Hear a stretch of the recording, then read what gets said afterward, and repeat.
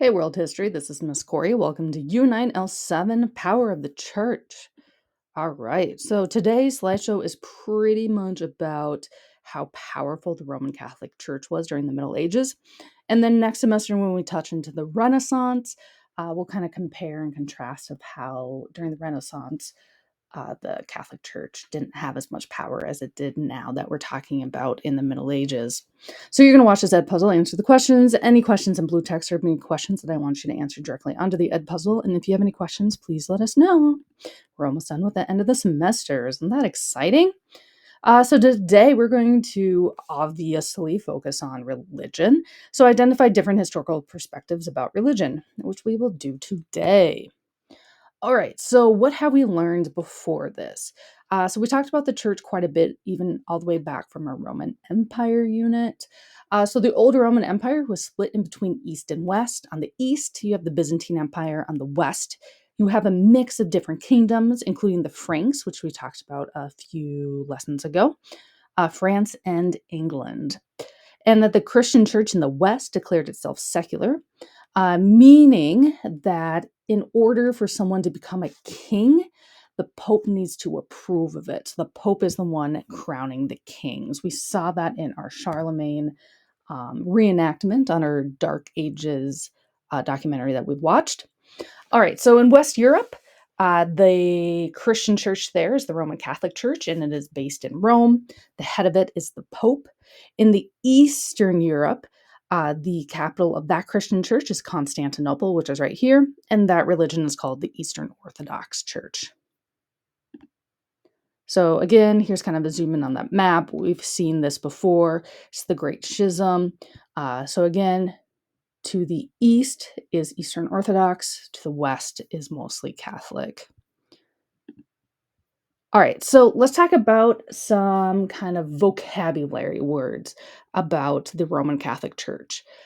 So the first one I want you to know is clergy. So clergy are the leaders of the church, including the priest and the bishops. So at the very head of the church is the Pope. So here's a picture of our current Pope, Pope Leo. Below that is the cardinals, then the bishops, and then finally the priests. The priests we'll talk about are actually very important, although they're on the lowest ranking, because they are the main contact with the everyday worshipers who come into the Catholic Church. So here's kind of a little diagrammy thing. So again, Pope's the head, then below that the cardinals, then we have the bishops, the priests, and then the people who come to the church services. So, like I said, Pope is the head of the church. The office that the Pope holds is called the papacy. And the papacy is the position held by the successor of St. Peter. So all the popes throughout the Roman Catholic Church history are seen as the successor of St. Peter. So you're probably like, well, who's this St. Peter guy? So St. Peter was considered the first pope.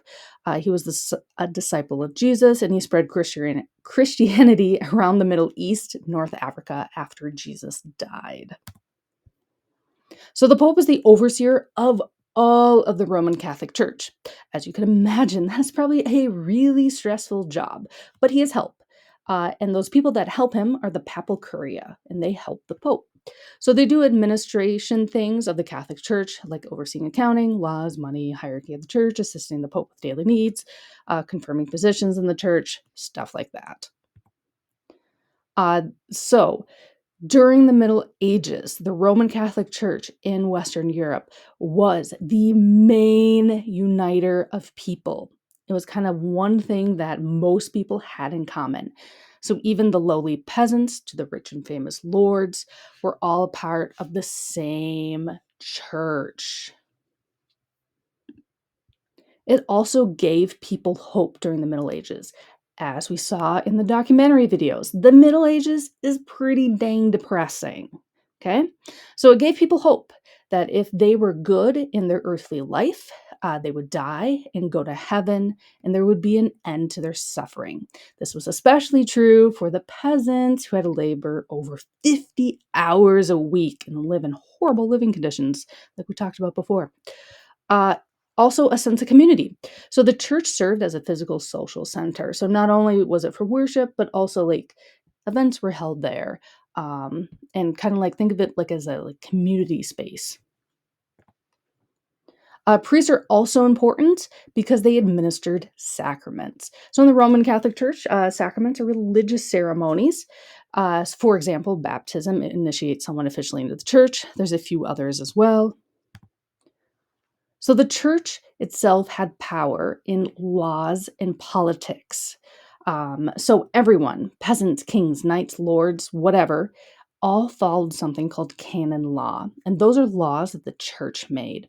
One of the biggest things includes laws about marriage and divorce. And this is going to come extremely important when we talk about the Renaissance and King Henry of England. Why he had, what, was it 6 wives? I think so. All right.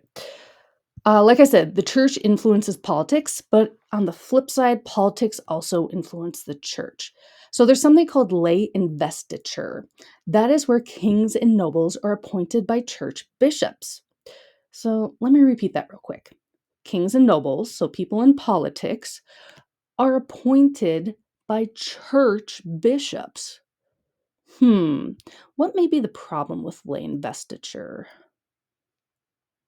Take your best guess. Yeah, you kind of get this weird power cycle. So we talk about how the Pope assigns the kings assign the bishops, and then the bishops vote for the Pope. So it's the cycle of the same people, right? Or at least people of similar minds, all giving each other really high positions in society. It's kind of a problem. So Pope Gelasius I, he wanted the king and pope to have the same power level. He did not see this like weird power struggle as healthy. So he came up with an analogy of the two swords, one of the swords being religious, the other being political. All right, so what that means is that the pope bows to the king on political matters. So whatever the king wants when it comes to politics, the pope has to accept. Then the king bows to the pope on any religious matters. So anything the pope wants to do about religious stuff, the king needs to accept it. No questions asked. So religion and politics are super intertwined. So intertwined, they created something called the Holy Roman Empire. And this is really the new name for the Frankish Empire that we talked about a few lessons before. And this really came about when Pope Leo crowned Charlemagne the Holy Roman Emperor in 800. That's one of the big events that happened in the documentary video that we watched about the Dark Ages. So, like I said before, Pope Leo crowned Charlemagne the Holy Roman Emperor in the year 800. It was a thank you gift from the Pope to Charlemagne for saving the city of Rome from invaders. So, like, Pope Leo's here, and he's like, "Thank you, Charlemagne, for protecting me." And Charlemagne was like, "No prob, dude. Make me the Holy Roman Empire or Emperor." So the Holy Roman Empire lasted from 800 to 1806, but 1806 is pretty generous. I'll tell you why in just a second. So it included modern day Germany, parts of France, and Austria. But by the 1500s, the Holy Roman Empire has a huge power loss. So the German tribes split up their land. So Germany is no longer part of the Holy Roman Empire. And by 1806, it is so useless. There is like no land to the Holy Roman Empire. There's really no power to it that no one wants to claim this now powerless title. So here is a map of the Holy Roman Empire at its height, which was about in the 16th century, so the 1500s. You can see that it takes up a pretty good chunk of Western Europe. So there are more problems with church and politics. One of the big ones are priests are not following their job description. So in the Roman Catholic Church, priests cannot get married, but during this time, priests decide that they are going to get married and have families. And this was a huge no-no against the church. There's also another huge no-no, which is simony. That is where bishops would sell leadership positions in the church to the highest bidder, or they would be bribed. So, as you could probably imagine, that would not be a good thing because that means the people who are getting the positions in the church are not the ones that deserve it, but instead are the ones with the money. So there are punishments in the Roman Catholic Church during this time. The biggest one being excommunication. That is when someone is kicked out of the church and all of its services. So that means a person cannot receive any of the sacraments in the church and they cannot have a Christian burial, which is a huge insult during the Middle Ages. So some ways that someone might be excommunicated include priests breaking the seal of confession. So that means in the Roman Catholic Church, if someone confesses their sins to a priest and a priest goes out and gossips about that person and what they did, that's breaking the seal of confession, and they can be excommunicated for that. Also, celebrating Mass when not a priest, and then physically attacking the Pope, which is pretty obvious. Yeah, that probably would get you excommunicated. All right, so someone who is excommunicated is considered a heretic, and that is someone who believes in other ideas that go against the church's ideas. Again, results in excommunication. So you're probably like, why do we talk a lot about this today? This will play in when we get into semester 2 and we talk about the Renaissance. So this really actually is building up for the next unit. But today we learn about clergy, the papacy, papal curia, sacrament, canon law, lay investiture, Pope Gaius I, the Holy Roman Empire, simony, excommunication, and heretic. Next up, you're going to watch 2 ed puzzles about the Crusades. Don't worry, they're not very long ed puzzles. They're pretty short. So what were the Crusades? The Crusades were a conflict between Christians and Muslim caliphates over control of the Holy Lands. So what are the Holy Lands? The Holy Lands are in the Middle East, just north of Egypt here. You probably have heard of Jerusalem before. That's really the heart and soul of the Holy Lands. So we talk about Jerusalem a lot in modern day news. So answer one of these questions. Why are the Holy Lands so special to Jews, Muslims, and Christians? Or what do you know about the Holy Lands today, specifically Jerusalem? There's a lot of conflict going on right now in Jerusalem. So why is Jerusalem and other territories in the Levant, which is like the surrounding areas, such an important city?